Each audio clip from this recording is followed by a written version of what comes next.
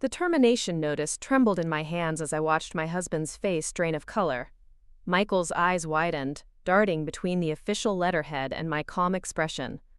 The confusion in his gaze shifted to panic as I placed my company ID card on the kitchen counter between us. The gold embossed logo of Horizon Healthcare caught the afternoon light. Before we jump back in, tell us where you're tuning in from, and if this story touches you, make sure you're subscribed, because tomorrow, I've saved something extra special for you. For all these years, I said, my voice steadier than the medical equipment my company manufactured. I've paid every bill, covered your student loans, even paid for your sister's wedding when your parents couldn't afford it. I transferred over $2,000 a month to you as an allowance when your actual salary didn't even come close to that.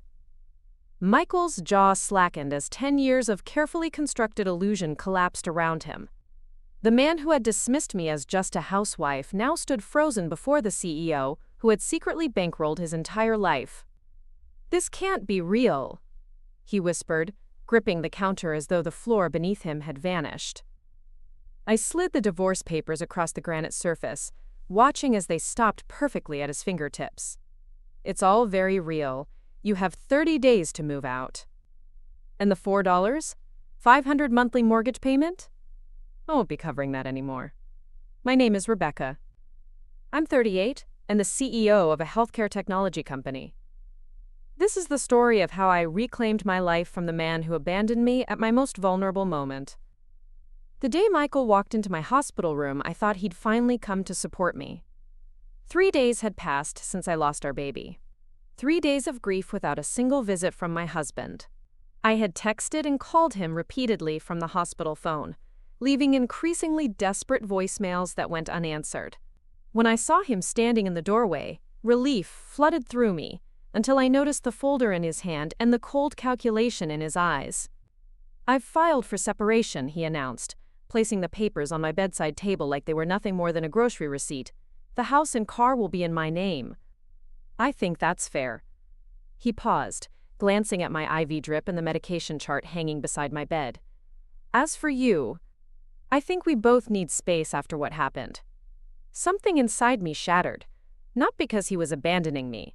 I'd already grown to expect his selfishness. It was because of the sheer callousness of his timing. He hadn't come to comfort me in my grief. He hadn't come to mourn our lost child together. He'd come to claim what he thought he was entitled to while I was too weak to fight back. My hands trembled as I clutched the thin hospital blanket, tears threatening to spill over. But I refused to let him see me break. I'd never shown Michael the truth about my professional life. When we met at a charity auction 7 years ago, I'd been captivated by his warm attentiveness. The way he noticed every detail, how I preferred sparkling water with lime, how my eyes crinkled at the corners when I genuinely smiled. I believed I'd found someone who truly saw me. After we married, I maintained the fiction that I was just a part-time consultant while secretly running my company. I'd always wanted to live modestly, never letting my success change who I was or how I lived. I used my grandmother's surname as the legal representative to keep my identity hidden. I conducted video meetings in our home office behind a locked door that Michael never questioned. The deception wasn't meant to deceive him, but to protect myself. A deep-seated fear of being valued only for my wealth had haunted me since my first relationship in college, when I discovered my boyfriend had been bragging to friends about dating a trust fund baby, when in reality, every penny I had came from my own hard work. At first, I truly believed I'd chosen the right partner in Michael, but that seemingly lasting happiness began to fade when he started showing his true self. His salary as a marketing manager barely covered basic expenses, yet when I gently offered suggestions about better opportunities, he'd snap, "Don't try to make me live by your standards. I'm not your employee." His eyes would flash with something I'd later recognize as resentment, the kind that festers in people who believe they deserve more than they've earned. Even when my company had an opening in the marketing department, a role that would more than double his income, he frowned and said, "You think I'm so useless I need my wife to get me a job? Don't meddle in my business." His voice would crack slightly, revealing the fragile ego beneath his confident facade. I couldn't understand how someone who had once claimed to love me so deeply could now take sincere advice as an insult. His stubbornness baffled me, but I kept trying to endure, thinking that as long as I made enough money to keep our life stable, everything would work out. Every month I deposited $2,000 into Michael's account as a living allowance. He'd burn through it in less than 2 weeks, then text me complaints about inflation, property taxes, how stressful life was. I stayed silent, not because I didn't know he was spending money on frivolous things like designer watches or weekend trips with the guys. I was too exhausted to argue. His monthly bank statements, automatically sent to my email as joint account holder, told the story his words never would. What hurt wasn't the money. With my income, that amount wasn't significant. It was his growing indifference. He never once asked if I was tired after a long day. Never noticed when I stayed up late answering emails or had to fly to 3 different cities in 1 week. In Michael's eyes, I was just a woman living off the money he provided, and he was the one working hard to keep our home together. Preparing and narrating this story took us a lot of time, so if you are enjoying it, subscribe to our channel, it means a lot to us. Now back to the story. The worst part was watching him disrespect my father, Edward, who had always loved and protected me like his greatest treasure. One Sunday afternoon, he brought over homemade lasagna and a bottle of wine from his small collection, a tradition we'd had since I was in college. When Michael walked in, he took one look and sighed loudly. "Again? There's always someone sitting around this house," he muttered, dropping his golf bag by the door. My father kept his smile, trying to stay polite. "I'm just dropping by to see my daughter for a bit. I'm not intruding." Michael shrugged, opened the fridge to grab a beer, and spoke as if I wasn't even there. "I don't want to have dinner with outsiders. Some people just don't know how to respect boundaries." I stood frozen, watching my father hesitate before gently setting his dishes down. He glanced at me and softly said, "I think I should go. I'll come by another time." The pain in his eyes cut through me like a knife. This was the man who had sacrificed everything to raise me alone, after my mother died of breast cancer when I was just 14, now being treated like an unwelcome stranger. When the door shut behind him, I turned to Michael, no longer holding back. "Do you realize how hurtful you're being?" He looked at me, unfazed. "I'm just being honest. If you can't handle that, that's your problem." I stood still in the quiet kitchen for a long time. The house no longer felt warm. Everything I had built now felt like it was falling apart, piece by piece. I don't remember exactly when the cramping started, only that I was in my office finishing a quarterly report when the first wave of pain hit me. Sharp, intense, nothing like my normal menstrual cramps. I'd been 12 weeks pregnant, still in that fragile first trimester where we hadn't told anyone except my father. Michael and I had been trying for almost 2 years, and this pregnancy felt like a miracle. The pain grew until I could barely stand. I called Michael 3 times. No answer. I called my assistant, who immediately ordered me an Uber to the emergency room. By the time I arrived, blood had soaked through my dress. "I'm sorry," the doctor said hours later, her face gentle but honest. "You've lost the baby. The ultrasound shows a complete miscarriage." That night, I texted Michael from the hospital bed, telling him what happened, that I needed him. I used the hospital landline since my phone had died during the emergency. He didn't reply. I called his cell, it rang, then went to voicemail. Not a single message, not a word of concern. I spent that night alone, crying for the child we would never know, the little heartbeat that had given me so much hope. I called my father, who came immediately, staying by my side for hours, holding my hand while I drifted in and out of consciousness from the medication. For 3 days, I remained in the hospital for observation due to excessive bleeding. Michael didn't come once. My calls went unanswered, my messages unread. It was as if he had disappeared from the face of the earth. Then, on the 3rd day, he finally appeared. Not to support me, but to serve me with separation papers while I was at my weakest point. After he left, I didn't cry. Instead, a cold smile tugged at my lips. "You just woke up the real me, Michael," I whispered to myself. And soon you'll realize you made the biggest mistake of your life. I picked up the bedside phone and called the one person at my company I trusted completely, Diana, my chief financial officer. She had always been loyal, discreet, and the one who knew best just how much power I truly held. I'd entrusted her with my personal contact information for emergencies, and this certainly qualified. "Diana, I need your help with something," I said, my voice unusually calm. She was quiet for a moment, then answered, "I've been waiting for this call. Just say the word." 2 days after Michael's cold hospital visit, Diana came to see me. No flowers, no fruit basket, just a leather briefcase containing everything I needed. She set it on the table and asked gently, "Are you sure you want to go through with this plan?" I looked straight at her, my gaze unwavering. "Yes, and I want everything to start tomorrow." The next morning, I signed a short letter terminating the supply agreement between my company and Visual Brand, where Michael worked as a marketing director. That contract made up over 40% of Visual Brand's revenue last quarter. I was the one who had approved it after a pitch led by Michael nearly a year ago. I remembered clearly how excited he had been, boasting that it was thanks to him that his company had secured a deal with a major healthcare partner. He never realized that major partner was sitting just one bedroom wall away. The termination letter was sent out at 9 a.m. Monday. By 2 p.m., I received a call from the CEO of Visual Brand, Mrs. Reynolds, whose number I had from previous business dealings. "We're quite surprised," she said. "If possible, we'd like to know the reason.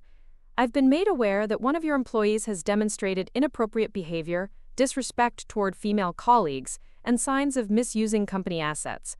I replied, calm but firm, "As a major partner, I cannot condone that." There was a pause before she asked, "What's the name of that employee?" "Michael Lawson?" I answered simply. "I see," she replied slowly. "We've actually received some internal complaints about him, but hadn't connected it to our business relationships. I'll look into this matter personally."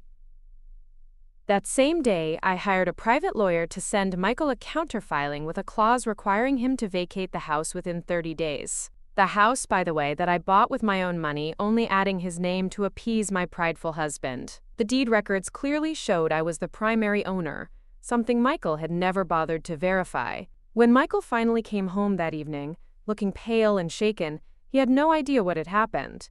He opened the fridge to get some water without saying a word. Then, after a few moments of silence, he finally said softly, "I got laid off."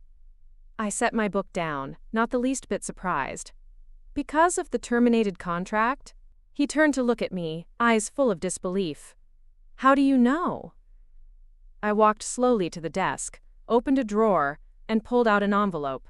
I placed it on the table and said, my voice calmed to the point of being unnerving, "Because I'm the one who ended that contract.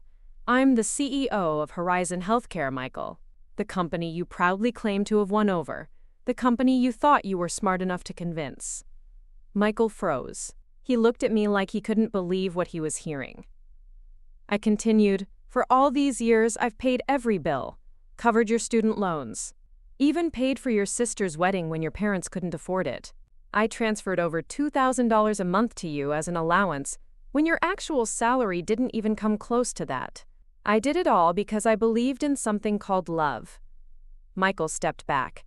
He grabbed the envelope from the table, opened it with trembling hands, then looked up. This can't be real." I smiled. "Divorce papers, asset division terms, and your meeting schedule with my lawyer. You have 30 days to move out. And the $4,500 monthly mortgage payment? I won't be covering that anymore." He was stunned. The air thickened around us, filled only by the heavy breathing of the man who once leaned on me like the whole world belonged to him. I walked away, leaving him there with numbers and a brutal reality crashing down. Just 4 days after Michael received the official divorce papers, the hospital room phone rang near midnight. I was being monitored for anemia following the miscarriage, but when I saw his name on the screen, I knew right away the panic had begun. "Rebecca, please, just hear me out." His voice was shaky, raw, like he'd been crying. I said nothing.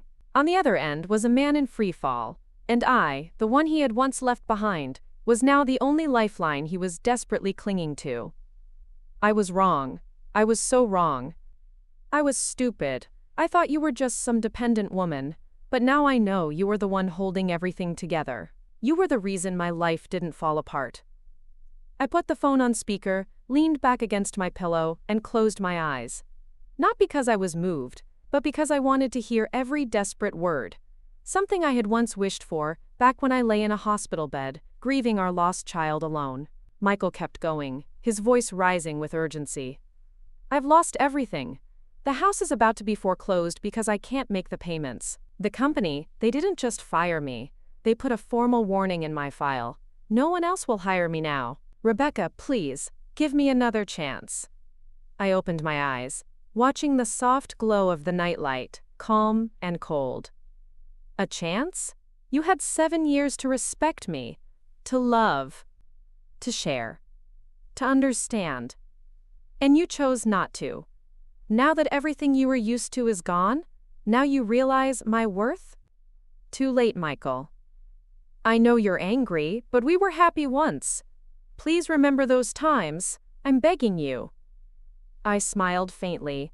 Michael, do you remember the name Olivia? The other end of the line suddenly went silent. I could hear his breath catch. How? How did you find out about that? I spoke each word sharp as a blade. The CEO of Visual Brand called to apologize and happened to mention they'd quietly investigated an internal complaint. Turns out you had a personal relationship with the new graphic designer, Olivia Peters, 26 years old, daughter of the company's creative director. In truth, after our conversation about Michael's termination, Mrs. Reynolds had called me back personally to share details of their internal investigation. She felt I deserved to know the full extent of Michael's misconduct since it affected me as his wife. The company had already been looking into Michael's behavior after receiving complaints from female staff members. Michael started stammering. No, it's not what you think. It wasn't like that. You're right, it was worse than I thought. I hung up without another word, then opened my contacts and hit block. I also emailed my lawyer requesting a no-contact clause during the divorce proceedings and began preparing a civil suit for emotional distress during our marriage. In our state, with proof of unfaithfulness, the betrayed spouse can file for additional compensation. And I had plenty. The next morning, my lawyer, Natalie Winters, came to the hospital. She showed me a stack of screenshots from conversations between Michael and Olivia, flirtatious messages, hotel meetups, even selfies taken in the Visual Brand office, all time-stamped and geotagged. Mrs. Reynolds had provided these to her office after I authorized the information exchange, wanting to ensure my divorce case was airtight. I wasn't shocked, I just felt relieved. Every suspicion I'd pushed aside now had a name. I've sent a formal demand for $125,000 in damages, Natalie said. He'll likely contest it, but with this evidence, the court will be on your side. I nodded, not because I needed the money, but because I needed my dignity placed where it belonged. A week later, I was discharged temporarily for at-home monitoring. During that time, Michael tried to contact me through email, social media, even showed up at my company's office. He didn't know security had already been instructed not to let him anywhere near. He had found the office address on my business card that I'd left behind during my hasty departure to the hospital. Every attempt to win me back only confirmed one thing. Michael didn't love me. He just didn't know how to live without me.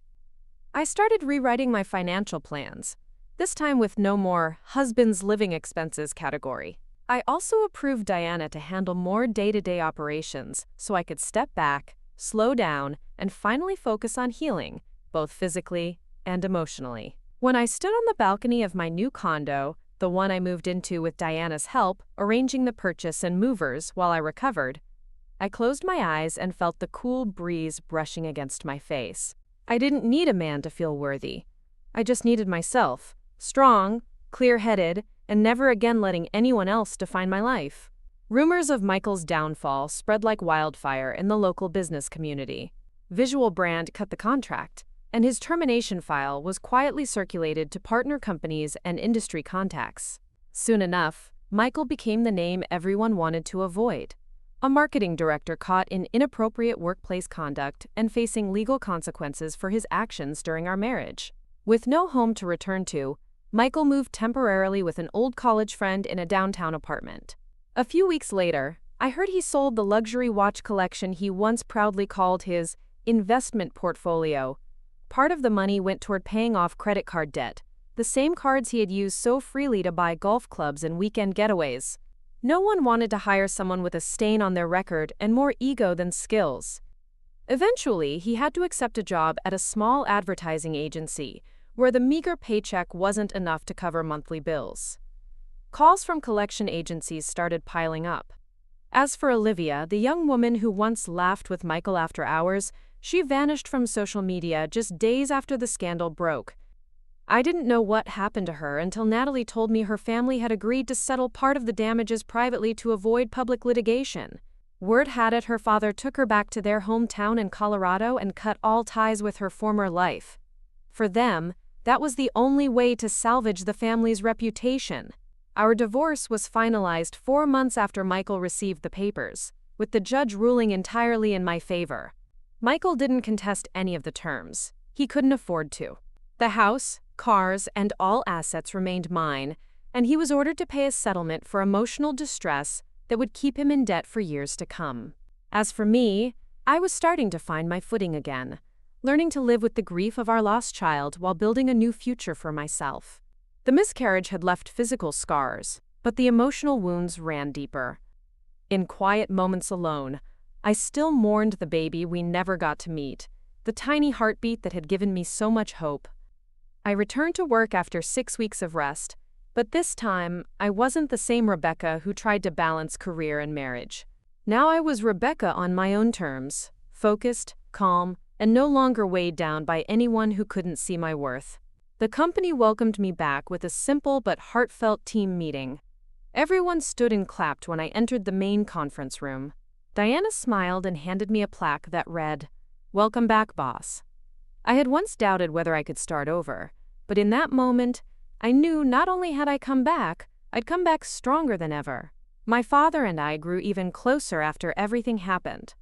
When I finally told him the full truth about my marriage and my company, he wasn't surprised. "I always knew you were extraordinary," he said, squeezing my hand. "I just wanted you to find someone who saw that too." Now he visits every Friday for dinner, no longer an unwelcome guest, but the most treasured person in my life. In the months that followed, I received more than a few date invitations, some from business partners, a few from old friends who had witnessed my transformation. But I turned them all down, not because I'd closed my heart forever, but because I knew I still needed time to heal, to enjoy a life no longer bound by responsibility to someone unworthy. I bought a small lakeside cottage where I could watch the sunrise each morning and listen to the waves each evening. It wasn't grand, not as luxurious as the old house, but it was my space, peaceful, whole, and no one entered unless invited. One Saturday afternoon, while I was reading on the deck, Diana stopped by. We sat watching the lake shimmer under the golden sunset. "Have you thought about dating again?" she asked, half teasing. I looked at her and smiled softly. "Not right now, maybe someday. But for now, I'm happy like this." She nodded, saying nothing more. The breeze carried the scent of pine and fresh water, and in that moment, I knew I hadn't just overcome Michael or the miscarriage. I had overcome the fear that once kept me silent too long. I took a sip of tea, thinking quietly to myself. In the end, I became the one who wrote the final chapter of my story.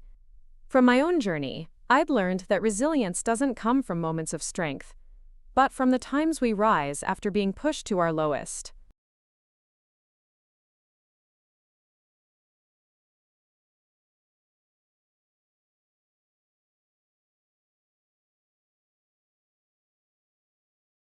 I once gave my heart to someone unworthy, once sacrificed in silence without recognition. But now I lived for myself, no longer trying to please anyone. True happiness began the moment I chose to put my self-respect above everything else. I thought that chapter of my life was closed forever, until one rainy Tuesday morning when my phone rang with an unfamiliar number. "Hello, is this Rebecca Winters?" A woman's voice asked, hesitant and shaky. "Yes, who's calling?" I replied, setting down my coffee cup. There was a pause, a deep breath on the other end. "My name is Olivia Peters." "We've never met, but..." I think we need to talk. My heart skipped a beat at the name. The woman who had been having an affair with my husband, my ex-husband, was calling me directly. I can't imagine we have anything to discuss, I said coldly, my finger hovering over the end call button. Please, she said quickly. I wouldn't call if it wasn't important. I'm pregnant. And Michael is the father. The words hit me like a physical blow. For a moment I couldn't breathe, couldn't think. The cruel irony wasn't lost on me. I had lost our baby, and now the woman he cheated with was carrying his child. Why are you telling me this? I managed to ask, my voice barely above a whisper. Because he's denying it's his. Because he's threatening me. Because... Her voice broke. Because I think you're the only person who might understand what he's capable of. I closed my eyes, trying to process her words. The pain of my miscarriage was still fresh, the wound still raw. But something in her voice, the fear, the desperation, resonated with me. Where are you now? I asked. At a coffee shop downtown, corner of 5th and Pine. Stay there, I'll be there in 30 minutes. I don't know why I agreed to meet her. Maybe it was curiosity, maybe it was the need for closure. Or maybe it was the recognition of another woman being manipulated by the same man who had caused me so much pain. The coffee shop was quiet when I arrived, just a few people typing on laptops or reading books. Olivia was easy to spot, young, pretty, with long auburn hair, and the nervous energy of someone waiting for bad news. Her hand rested protectively over her still flat stomach. I sat down across from her, studying her face. She couldn't have been more than 27, with clear blue eyes now red-rimmed from crying. Thank you for coming, she said, her voice steadier than it had been on the phone. I'm not here to help you, I clarified. I'm here to understand why you thought calling me was appropriate. She nodded, accepting my coldness. I know what you must think of me, that I'm just some homewrecker who deserves whatever happens. And maybe that's true. But there are things you should know about Michael that I only discovered recently. She reached into her bag and pulled out a manila folder. After everything blew up at Visual Brand, after I lost my job and had to move back with my parents, I started putting together the pieces. Michael wasn't just cheating on you with me. She slid the folder across the table. Inside were printouts of text messages, hotel receipts, photos, evidence of at least 3 other affairs during the time he was with me. And, more disturbingly, evidence of the same pattern with his previous relationship before me. He has a system, Olivia continued. He finds successful women, makes them feel special, then slowly isolates them from friends and family. He builds this narrative that he's the only one who truly understands them, while he's actually using their resources to fund his lifestyle and ego. I flipped through the pages, each one confirming what I had suspected but never wanted to believe. Michael wasn't just selfish, he was predatory. When I told him about the pregnancy 2 weeks ago, he changed. He became scary. Said I was trying to trap him, that I'd better take care of it, or he'd make sure I regretted it. When I refused, he started calling at all hours, showing up at my parents' house. My dad had to threaten him with a restraining order. She wiped away a tear. I'm not asking for money or support. I just thought you deserved to know the truth about who he really is. And I needed to warn someone who might actually be able to stop him before he does this to someone else. I sat back, processing everything. The pain I felt wasn't about Michael anymore. It was about all the women he had hurt, all the lives he had tried to control and diminish. Do your parents know you're here? I asked. She shook her head. They think I'm at a doctor's appointment. They've been incredibly supportive, but they're also protective. They don't want me involved in any more drama. I nodded, understanding completely. What are your plans for the baby? I'm keeping it, she said without hesitation. Whatever happens with Michael, this child is innocent. I already love them, even though it's only been 8 weeks. 8 weeks. Almost exactly how far along I had been when I lost my baby. Something shifted inside me in that moment. Not forgiveness toward Olivia, exactly, but recognition of our shared humanity. We had both been deceived by the same man, both been made to feel small so he could feel big. I have resources. I said slowly, choosing my words carefully. Legal resources that could help protect you from Michael. And I have information that could strengthen your case if you need to file for child support or a restraining order. Her eyes widened slightly. Why would you help me? I'm not doing it for you, I clarified. I'm doing it because no one, not you, not me, not any woman, deserves to be manipulated and threatened by a man like Michael. And because that child, I gestured to her stomach, deserves protection. For the next hour, we talked strategy.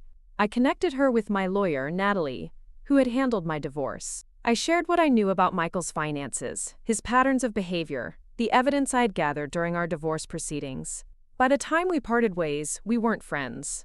The wound was still too fresh for that, but we were allies in a way neither of us could have anticipated. As I walked back to my car, I felt lighter somehow. The irony wasn't lost on me.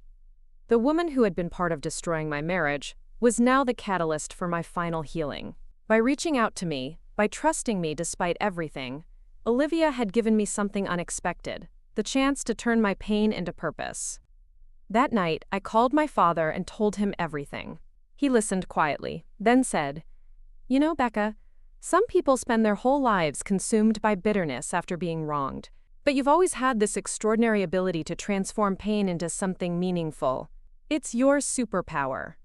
His words stayed with me as I fell asleep, and for the first time in months, I didn't dream of what I had lost. Instead, I dreamed of possibilities. The next morning, I called Diana and asked her to clear my schedule for the afternoon. Then I drove to my company headquarters with a new idea forming. "I want to create a foundation," I told Diana as we sat in my office. "Something to support women who are rebuilding their lives after financial or emotional abuse. Legal assistance, career counseling, temporary housing, whatever they need to get back on their feet." Diana smiled, already pulling out her tablet to take notes. "What are you going to call it?" I thought for a moment. "Phoenix Rising. Because that's what we do. We rise from the ashes of what tried to destroy us." Within weeks, the foundation had taken shape. I dedicated a portion of my company's profits to fund it. Created a board of directors made up of women from diverse backgrounds and experiences, and started building partnerships with legal firms, housing organizations, and employment agencies. To my surprise, Olivia became one of our first volunteers, offering to share her story to help other women recognize the warning signs of manipulative relationships. Her courage in coming forward despite the judgment she faced earned my genuine respect.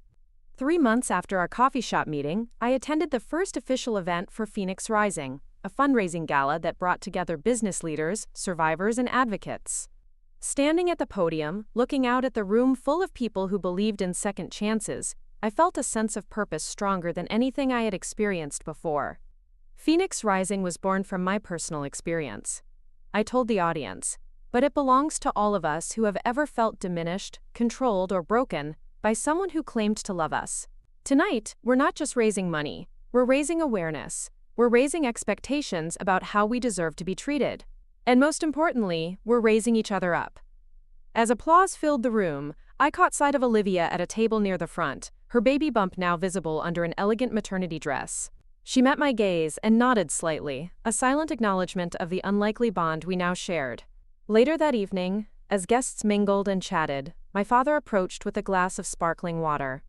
"Your mother would be so proud of you," he said softly. "She always believed that true strength wasn't about never falling. It was about how you chose to get back up." I smiled, thinking of all the women in that room who had fallen and risen, who had transformed their pain into purpose just as I had. None of us had asked for the challenges we faced, but we had all found ways to grow through them, to build something meaningful from the broken pieces. As I drove home that night, watching the city lights sparkle against the dark sky, I realized that the story of my marriage, the betrayal, the loss, the heartbreak, wasn't the end of my story. It was just one chapter in a much longer, richer narrative. The woman who had once hidden her success to make a man feel important now used that same success to lift others up. The woman who had once cried alone in a hospital room now stood confidently before crowds, sharing her journey to help others find their way. I had lost a husband, lost a child, lost the future I had once imagined. But in their place, I had found my voice, my purpose, my true self. And that, I realized as I pulled into my driveway, was a far greater gain than anything I had lost. 6 months after launching Phoenix Rising, I received an unexpected email from a woman named Vanessa. She'd heard about the foundation through a podcast interview I'd done and wanted to share her story. Like me, she'd been married to a man who had taken advantage of her success while simultaneously diminishing her worth. Like me, she'd reclaimed her power. But unlike me, she'd channeled her experience into writing a best-selling memoir that was now being adapted into a film. "Would you be interested in collaborating on a documentary series?" she wrote. "Real stories of women who turned adversity into advocacy. I think together we could reach so many more people." I sat with the idea for days, turning it over in my mind. My natural inclination had always been to stay behind the scenes, to help others without putting myself in the spotlight. But perhaps that was the final remnant of the woman who had hidden her success to make others comfortable. After consulting with Diana and my father, I replied to Vanessa with a simple, "Yes? Let's talk." Our first meeting stretched from a scheduled hour to nearly 4, as we shared our experiences and visions. Vanessa was everything I wasn't: outspoken, media savvy, comfortable with public attention. But we shared the same passion for helping women recognize their worth and reclaim their power after relationships that had diminished them. "The series shouldn't just be about surviving bad relationships," Vanessa said, gesturing enthusiastically. "It should be about thriving afterward, about women who used that experience as a catalyst to create something meaningful." I nodded, already thinking of the women I'd met through Phoenix Rising who had powerful stories to tell. "And it needs to address the financial aspect. So many women stay in unhealthy relationships because they don't believe they can support themselves." "Exactly," Vanessa agreed. "Financial literacy, legal rights, rebuilding credit after financial abuse. These are topics that rarely get discussed, but they're critical." By the end of our meeting, Rising was born, a documentary series highlighting women who had transformed personal setbacks into powerful comebacks. With Vanessa's media connections and my foundation's resources, we secured funding and a production team within weeks. As we began interviewing women for the series, I was struck by how unique yet universal each story was. There was Claire, a former stay-at-home mom who discovered her husband had been hiding assets for years. After their divorce, she started a financial counseling service specifically for women navigating separation. There was Gemma, whose partner had systematically isolated her from friends and family. She now ran a community center focused on building social connections for women starting over. And, perhaps most surprisingly, there was Olivia. Now 7 months pregnant, she had become an advocate for young women navigating unexpected pregnancies while dealing with unsupportive partners. Her segment was particularly powerful, as she spoke candidly about both her affair with Michael and the manipulation she later recognized in their relationship. "I made choices I'm not proud of," she said during her interview, her hands resting protectively on her rounded belly. "But I've learned that you can acknowledge your mistakes without letting them define your future. This baby deserves a mother who believes in second chances, not just for others, but for herself." Filming Olivia's segment was emotionally complex for me.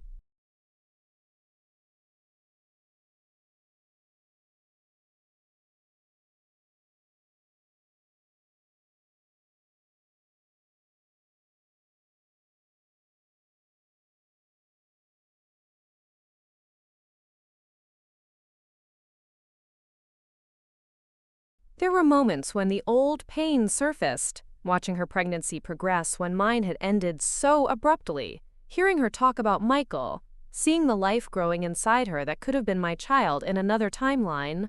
But there was also an unexpected healing in witnessing her transformation from the other woman to a thoughtful, determined mother-to-be who was breaking the cycle of manipulation and control. In her courage to publicly own her story, both the mistakes and the growth, I saw a reflection of my own journey. The day we wrapped Olivia's segment, she asked to speak with me privately. We sat in a quiet corner of the studio, the awkwardness between us now softened by months of parallel healing. "I wanted to ask you something," she said, fidgeting slightly with the sleeve of her dress. "I'm having a girl, And I've been thinking about names. I nodded, not sure where the conversation was heading. Would it be too strange if I gave her your middle name? She asked hesitantly. Emily. It means industrious and striving, and that's what I want for her. To work hard for what matters, and to never stop reaching for her best self, which is what you've shown me is possible. I was speechless. Of all the outcomes I could have imagined from Michael's betrayal, this wasn't one I had considered. That his child with another woman would carry my name as a tribute, not to our shared pain, but to the strength that had emerged from it. I think Emily is a beautiful name, I said finally, surprising myself with how genuinely I meant it. When we premiered the first episode of Rising 3 months later, the response was overwhelming. Women from across the country, and soon, around the world, reached out to share their stories and to thank us for creating a platform that transformed shame into empowerment. The series went on to win several awards, including a prestigious documentary prize that put me on stage next to Vanessa, accepting recognition for work that had begun in my darkest hour. As I looked out at the audience, I caught sight of my father beaming with pride and Diana, who had supported every step of my journey. But the most meaningful recognition came in the form of emails, letters, and messages from women who had watched the series and found in it the courage to make changes in their own lives. I finally left him after watching Claire's episode. One woman wrote, I realized I wasn't protecting my children by staying. I was teaching them that love means enduring disrespect. Gemma's story about rebuilding her social circle gave me hope. Another shared, I've been isolated for so long that I forgot who I was outside of my relationship. And perhaps most touching, watching Olivia talk about her pregnancy while acknowledging her mistakes helped me forgive myself. I've been carrying so much shame about my choices, but now I see that my past doesn't have to dictate my future. As Phoenix Rising expanded and Rising was renewed for a second season, I found myself increasingly comfortable in my role as a public advocate. The woman who had once hidden her success now used it as a platform to help others. The pain that had once felt like it would break me had instead broken open something new, a capacity to connect with others through shared vulnerability. One crisp autumn evening, nearly 2 years after my divorce was finalized, I received a text from Olivia with a photo attached. A tiny baby girl with auburn hair and bright eyes gazed at the camera, wrapped in a soft pink blanket. Meet Emily Grace, the message read, born yesterday, 7 pounds, 2 ounces, perfect in every way. Thank you for showing me that our worst moments don't define us. I stared at the photo for a long time, feeling a complex mix of emotions. There was still a whisper of the old grief for the child I had lost, but it was now accompanied by something unexpected. Joy for this innocent life, who would grow up with a mother determined to show her what strength and resilience looked like. I replied with congratulations and a promise to send a gift, then set my phone aside and walked to the window of my lakeside cottage. The water reflected the sunset in brilliant shades of orange and pink, nature's reminder that endings often give way to beauty. My phone rang, interrupting my thoughts. It was Diana. Have you seen the news? She asked without preamble. No, what's happening? Michael was arrested this morning. Apparently he's been running an investment scam, convincing women to put money into a fake startup. One of his victims saw Olivia's segment in Rising and recognized his pattern. I sat down slowly, absorbing the information.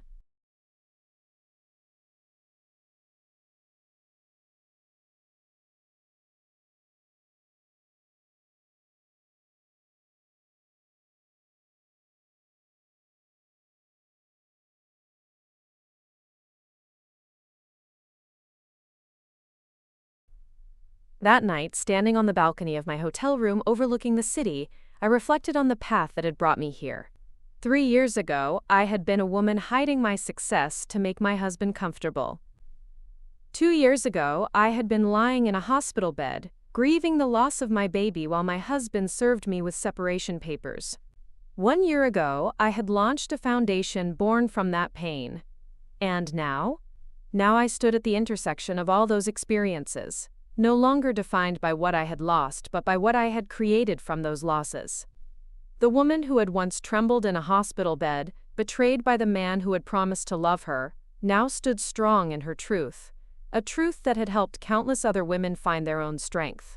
The CEO who had once hidden her power now wielded it openly, creating opportunities for women to reclaim their voices and their lives. The mother who had never had the chance to hold her child now nurtured something different: a community, a movement, a space where healing could take root and flourish. As I watched the city lights twinkle against the night sky, I thought about the countless women whose lives had intersected with mine through Phoenix rising and rising, each with her own story of falling and rising, each finding her way back to her own power.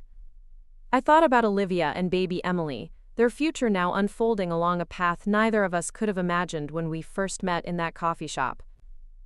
I thought about Michael, whose choices had led him down a path of deception and ultimately to consequences he could no longer avoid. And I thought about myself, not as a victim or a survivor, but as a creator, a builder, a woman who had transformed her deepest pain into her greatest purpose. The next morning, I woke to an email from a woman I had never met. She had watched all episodes of Rising and wanted to share how the series had given her the courage to leave an emotionally abusive relationship. "For years I dimmed my light to make him comfortable," she wrote. "I made myself smaller so he could feel bigger. But watching your stories, I realized I wasn't protecting our relationship by shrinking myself. I was betraying my own potential. Yesterday, I packed my bags and left. Today, for the first time in years, I feel like I can breathe. Thank you for showing me what's possible on the other side of fear." As I replied to her message, connecting her with local resources and encouraging her first brave steps, I felt the weight of the phoenix pendant against my skin, a reminder that from ashes, we rise. Not just once, but again and again, each time stronger, each time more fully ourselves. This was the legacy I was creating. Not just for myself, but for every woman who had ever diminished her light to make someone else comfortable. For every woman who had ever been told she was too much or not enough. For every woman still finding her way back to her own power. In the end, Michael's betrayal hadn't broken me. It had broken me open. And through that breaking, something new had emerged. A woman who understood that true strength wasn't in hiding her power, but in sharing it, multiplying it, using it to light the way for others. As I closed my laptop and prepared for another day of building, creating, and connecting, I smiled at the simple truth that had emerged from my journey. Sometimes, what feels like an ending is really just the beginning of a more authentic story. One where we no longer hide our light but let it shine as a beacon for others finding their way through the dark. Up next, you've got 2 more standout stories right on your screen. If this one hit the mark, you won't want to pass these up. Just click and check them out. And don't forget to subscribe and turn on the notification bell so you don't miss any upload from us.